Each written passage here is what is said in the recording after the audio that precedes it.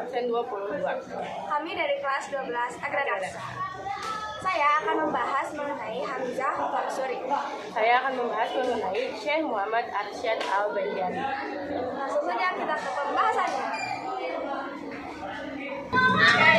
Jadi Hamzah Fansuri itu merupakan seorang intelektual ternama yang hidup pada masa pemerintahan Sultan Iskandar Muda sekitar tahun 1590. Beliau menonjol dalam sejarah intelektual Nusantara. Selain dari perjalanan luasnya ke berbagai tempat, mulai dari India, Persia, Mekah hingga Madinah, Hamzah Fansuri juga dikenal sebagai ulama yang mendalami beragam ilmu, termasuk ilmu fikih, ilmu tauhid, tasawuf, dan juga sastra Arab.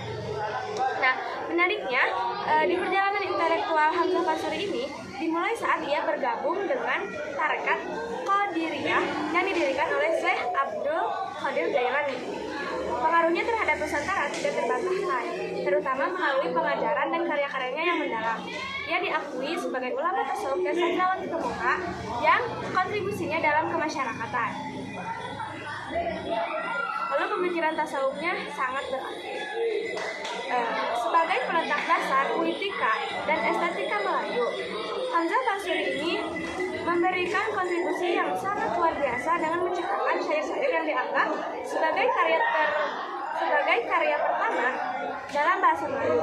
Bahasa Melayu diperkaya dengan konsep-konsep Islam melalui karyanya. Nah, menjadikannya bahasa penting dalam ranah intelektual, bahkan menjadi bahasa administrasi di masa Hindia Belanda. Tak hanya dalam bidang sastra, Hamzah Fansuri juga memperhatikan kecakapan dalam filsafat, tafsir, dan juga sastra.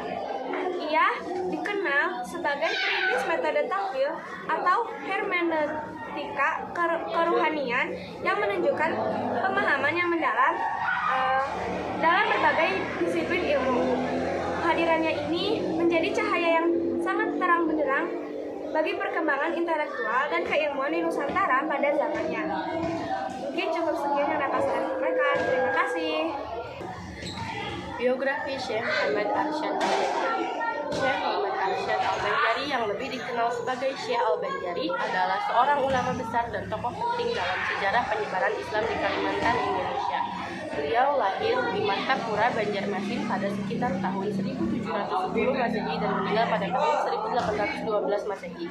Syekh Muhammad Arsyad dikenal sebagai seorang pemikir, guru agama, dan penyebar Islam yang sangat berpengaruh di wilayah Kalimantan Selatan.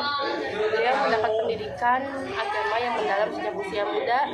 Beliau juga belajar di berbagai tempat, termasuk di Mekah yang pada masa itu menjadi pusat pembelajaran agama Islam. Di sana beliau mempelajari berbagai ilmu agama seperti fikih, tafsir, hadis, dan tasawuf di bawah bimbingan para ulama besar. Setelah menyelesaikan pendidikan, beliau kembali ke tanah kelahirannya dan berperan aktif dalam menyebarkan ajaran Islam di wilayah Kalimantan. Selain dikenal sebagai ulama yang mendalami ilmunya, Syekh Muhammad Arsyad juga dikenal sebagai seorang penulis. Salah satu karya monumental yang sangat terkenal adalah Kitab Sabilal Muhtadin yang menjadi rujukan penting bagi umat Islam di Kalimantan dan daerah lainnya. Kitab ini berisi panduan hidup dan ajaran-ajaran Islam yang bersumber dari Al-Quran dan hadis. Metode penyebaran Islam Syekh Muhammad Arsyad Al-Banjari ini dalam penyebaran Islam mengembangkan beberapa metode yang sangat efektif di kalangan masyarakat Indonesia, masyarakat Kalimantan, antara lain yang pertama adalah pengajaran kitab kuning. Syekh Al-Banjari menekankan pentingnya pengajaran kitab-kitab klasik atau kitab kuning yang berisi ajaran fikih, tasawuf, dan akidah. Kitab Sabilal Muhtadin yang ditulis oleh beliau menjadi salah satu rujukan utama dalam pembelajaran agama di Kalimantan Selatan. Bahkan hingga kini kitab ini mengajarkan ajaran Islam dengan cara yang mudah dipahami dan sesuai dengan kondisi masyarakat setempat. Lalu yang kedua adalah pengajaran langsung dan dakwah.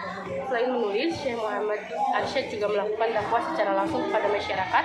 Beliau sering mengadakan pengajian-pengajian di masjid dan musola di berbagai daerah di Kalimantan. Dakwah yang disampaikan oleh Syekh Muhammad Arsyad Al-Banjari lebih menekankan pada ajaran Islam yang moderat dan inklusif yang sesuai dengan budaya lokal. Lalu yang ketiga ada pendekatan sufistik. Sebagai seorang sufi, Syekh Muhammad Arsyad memadukan ajaran tasawuf dengan ajaran syariat Islam. Beliau mengajarkan bahwa pencapaian kedekatan dengan Allah bukan hanya melalui ibadah formal, tetapi juga melalui pembersihan hati dan pengamalan akhlak yang baik. Pendekatan sufistik ini sangat resonan dengan masyarakat yang sudah biasa dengan tradisi spiritual lokal. Kemudian yang keempat ada peran pendidikan, yakni Syekh Al-Banjari mendirikan pesantren-pesantren yang menjadi pusat pendidikan Islam di wilayah Banjarmasin dan sekitarnya.